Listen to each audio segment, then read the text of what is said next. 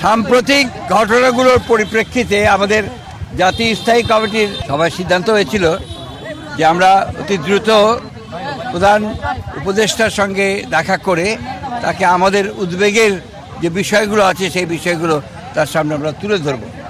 একটা দায়িত্বশীল রাজনৈতিক দল হিসেবে এটা আমাদের দায়িত্ব ছিল, আমরা সেই দায়িত্বটুকু পালন করেছি।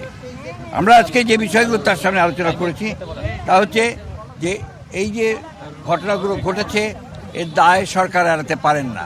এই জন্যে যে সরকারের বিভিন্ন যে প্রতিষ্ঠানগুলো আছে, বিভিন্ন যে বাহিনীগুলো আছে, তাদের সামনেই এই ঘটনাগুলো একের পর এক ঘটেছে, যেটা আমরা মনে করি দেশের সার্বিকভাবে দেশের যে আইনশৃঙ্খলা পরিস্থিতি, স্থিতিশীলতা তাকে যথেষ্টভাবে বিপন্ন করেছে এবং ফ্যাসিবাদকে সুযোগ করে দিয়েছে তাদের এই সম্পর্কে একটু কথা বলার।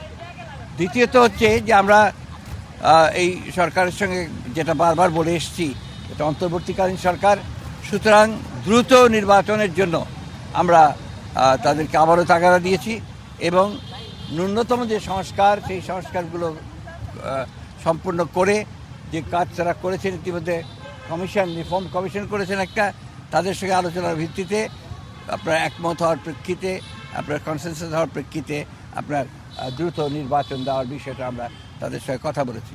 আমরা প্রশাসনে যে সমস্ত ব্যক্তি এখনও যারা দোষর ছিলেন ফ্যাসিবাদের এবং যারা ক্ষতিগ্রস্ত করেছেন বাংলাদেশকে সামগ্রিকভাবে, তাদেরকে আইনের আওতায় আনার জন্য এবং একই সঙ্গে তাদেরকে প্রশাসন থেকে সরিয়ে দেওয়ার কথা আমরা বলেছি। আমরা যারা অর্থনৈতিক ক্ষতি করেছে, লুট করেছে, যারা লুণ্ঠন করেছে, তাদেরকে আমরা আবারও ফিরিয়ে আনার জন্য, টাকা ফিরিয়ে আনার জন্য, একই সঙ্গে তাদেরকে আইনের আওতায় নিয়ে আসার জন্য আমরা সেটা দাবিগুলো করেছি। আমরা একই সঙ্গে যে কথাগুলো বলেছি তা হচ্ছে যে বিগত 15 বছর 16 বছরে যে মিথ্যা মামলা দিয়ে রাজনৈতিক নেতা কর্মীদেরকে যে হয়রানি করা হয়েছে, সেই মামলাগুলো প্রত্যাহার করার ব্যাপারে আমরা নীতিগত সিদ্ধান্ত কথা বলেছি। তারা একমত হয়েছেন, তারাও আপনাদের সামনে কথা বলবেন, এই বিষয়গুলো তারা একমত হয়েছেন। আমরা দ্রব্যমূল্যের ব্যাপারে অত্যন্ত জোরালোভাবে বলেছি যে এই সরকারের অন্যতম প্রধান ব্যর্থতা হচ্ছে দ্রব্যমূল্য নিয়ন্ত্রণে না নিয়ে আসতে পারা। সেটা তারা বলেছেন যে তারা এগুলো কাজ করছেন, এই কাজগুলো তারা দ্রুত করার চেষ্টা করবেন। সব শেষে আমরা আপনার আইনশৃঙ্খলা পরিস্থিতির কথা বলেছি এবং একই সঙ্গে আমরা সব শেষে যে কথাটা বলা আবারও বলেছি যে আপনার এই একটা আপনার কী চলছেন অভিযান, সেই অভিযানটা হচ্ছে ডেভিল হান্ট। আমরা অতীতেও অনেক অভিযান দেখেছি, সেই ধরনের কোনো পুনরাবৃত্তি যেন না হয়, অর্থাৎ কোনো ইনোসেন্ট মানুষ যারা আপনার যেন না হয় এবং এটা নিয়ে আবার যেন কোনো রকমের সমস্যা তৈরি করা না হয়, এই কথাগুলো আমরা অত্যন্ত জোরের সঙ্গে বলেছি। প্রধান উপদেষ্টা এবং তার সঙ্গে যারা ছিলেন তারা আমাদেরকে আশ্বস্ত করেছেন যে অতি দ্রুত তারা নির্বাচনের ব্যবস্থা করছেন এবং তিনি বলেওছেন যে ডিসেম্বরের মধ্যে তিনি নির্বাচনের ব্যবস্থার জন্য তারা কাজ করছেন।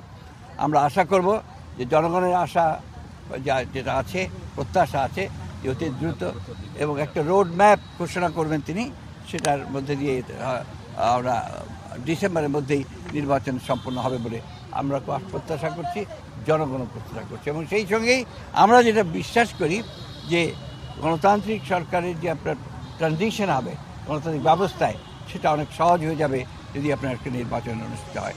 উপদেষ্টা আজকে একজন উপদেষ্টা বলেছেন যে জাতীয় নির্বাচনের আগে স্থানীয় নির্বাচনের বিষয়ে নীতিগত সিদ্ধান্ত তারা নিয়েছেন, আলাপ আলোচনা করে পরবর্তী আমরা স্থানীয় সরকারের ব্যাপারে কোনো মতেই একমত হব না। আমরা খুব পরিষ্কার করে আগেও বলেছি, এখনও বলছি যে জাতীয় সরকারের আগে কোনো নির্বাচন হবে না। এটা ওনারা ঠিক করবেন, তবে ওনারা সম্ভব 15 তারিখের মধ্যেই ওনারা কিছু একটা বলতে যাবেন। ধন্যবাদ।